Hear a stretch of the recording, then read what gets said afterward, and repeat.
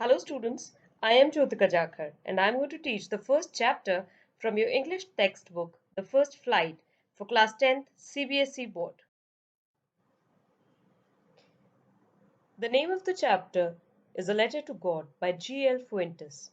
He was a Mexican novelist, poet and a journalist. The theme of A Letter to God by G.L. Fuentes highlights immense power in man's innocent faith in God. It teaches us that if man has childlike faith in God, he can accomplish anything considered impossible. If with this faith man asks God for help, God does respond, though through his own peculiar channels, and fulfills man's any urgent legitimate desire. In this particular story, Lencho has been portrayed as a deeply spiritual man. He has immense faith in God's goodness and generosity, and after his crop was destroyed in a storm, he wrote a letter to God requesting him to send him 100 pesos. His faith was rewarded. God helped him through the postmaster. Since the postmaster had only 70 pesos, he sent them all to maintain Lencho's faith in God. The innocent Lencho thanked God for his help.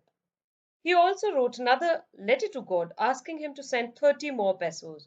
He appealed to God to send the money through some other means, as he suspected the post office employees were. Before we begin with the chapter, let me introduce you to the main characters. First and foremost, let us introduce Lencho. He is a poor farmer who lived on the peak of a low hill with his family. He was a firm believer of God. He was innocent, hopeful, caring, and responsible. Then comes the postmaster, a fat, amiable fellow who helped Lencho to retain his faith in God. He gave a part of his salary in the charity for Lencho on behalf of God. Then we have post office employees, people who help Lencho on postmaster's call. They laughed at Lencho when they saw the letter but helped him in his need. Lencho, in the end, calls them a bunch of crooks. Lencho was a farmer who lived on the top of a low hill with his family. His was the only house in the entire valley. His field was full of ripe corn and easily visible from the house. He was eagerly waiting for a good rain to have a good harvest so he could earn money for his family. As Lencho hoped, it started raining at the time of supper. Supper means dinner here, which gave Lencho a ray of hope. He was extremely delighted to see that. He compared the raindrops with silver coins because it would bring him monetary gains or money in simple terms. But soon his joy turned into despair as the rain changed into hailstones, which ruined the crops. The field had been covered with snow like layer of white soil. Lencho was now worried for his family because his hope of a good crop was ruined and rather it was completely destroyed by the hailstones.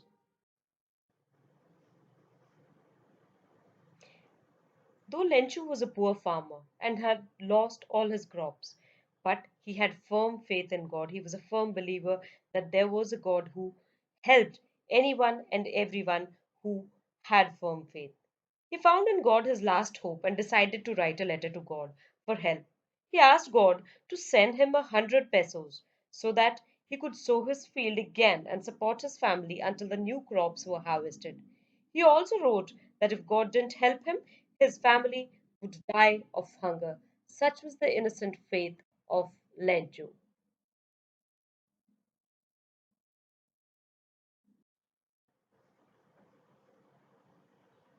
Now, one of the employees at the post office spotted Lencho's letter because obviously it was written to God and with no other address. He found it funny and brought it to the postmaster. After reading Lencho's letter to God, the postmaster laughed, but soon realized that Lencho had firm faith in God and his belief should not be shaken. So he decided to help Lencho with the help of his post office employees. He collected 70 pesos and handed the envelope to Lencho himself, in which he also contributed a part of his salary. But he signed the letter as God because he did not want Lencho to think that somebody else had sent the money to him.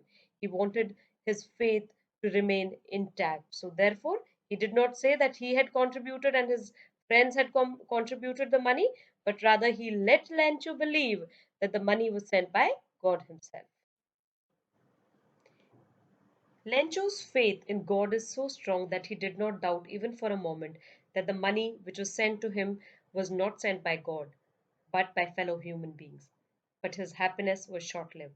He soon became very angry when he saw that the envelope contained only 70 pesos, whereas he had demanded for 100. He did not believe that God could do such a mistake and send him less money.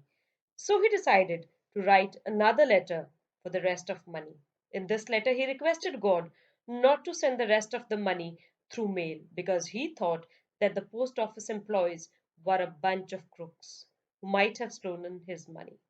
Now, the irony lies here because it was the people at the post office who had collected the entire amount of money so as not to shake his faith, but it was these very people who were considered to be crooks by Lencho. Children, these are practice questions from the chapter, and I would request each one of you should try all these questions at your leisure time, at your free time. You must practice these honestly in your notebooks, and in case there are any doubts, you can revert back to me on this mail ID.